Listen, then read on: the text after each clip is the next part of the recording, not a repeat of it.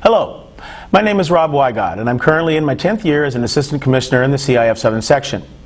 As we get ready for the upcoming winter playoffs, it is my pleasure to welcome you to Bracketology. We get many questions on how we prepare our playoff brackets for all of our sports. Allow me the opportunity to explain how we formulate these brackets for our CIF-Southern section playoffs. And it should be noted that the seeding rules that we follow are passed and adopted by the CIF-Southern Section Council. Are you ready? Here we go. First, we seed the top 4 teams. As a guideline, we use the weekly top 10 polls that are voted on by coaches and/or media members who see these teams play on the field. We believe that they are the best ones to evaluate these teams and would do that job the best of anyone. If you want to get an idea of who will potentially be seeded into our playoffs, you should follow our weekly press releases that have the top 10 polls in them each week during the regular season. So now we're ready. We start with placing seeds number 1 and number 4 in the top half of the bracket, while seeds number 2 and 3 go into the bottom half of the bracket. There is an exception to this procedure if the seeded teams in one half of the bracket are from the same league. Our seeding rules require that we place the first place team and second place team in opposite halves of the bracket. So, if we have 2 teams from the same league that are seeded 2 and 3, for example, we won't be able to do so. This means the only way 2 teams from the same league can meet is in the championship game. Next, we fill the draw.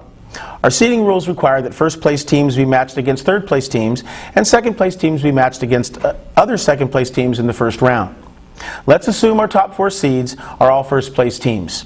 So, since we're required to separate the first and second place teams from the same league, we would place the second place teams from those leagues in opposite halves away from the first place teams. Then, we would place all the other first place teams who are not seeded into the draw, which results in putting the second place teams from those leagues in the opposite half of the draw as well. And now we have all of our first and all of our second place teams placed into the bracket. The last step is to place the third place teams from each league and making sure that we don't put 2 teams from the same league in the same quarter of the bracket. What we mean by quarter of the bracket is in a 16-team draw, that would be 4 teams. In a 32-team draw, that would be 8 teams. Our seeding rules require that teams from the same league not be placed into those quarters of the bracket, and that means that teams from the same league could only meet in the semifinals. Finally, whenever possible, but without compromising our seeds, we look at the geographic location of our schools that would be matched up in the first round. If, for example, we have 2 second place teams who are maybe 30 minutes apart, we would probably more likely match those up than 2 second place teams that would be 3 or 4 hours apart.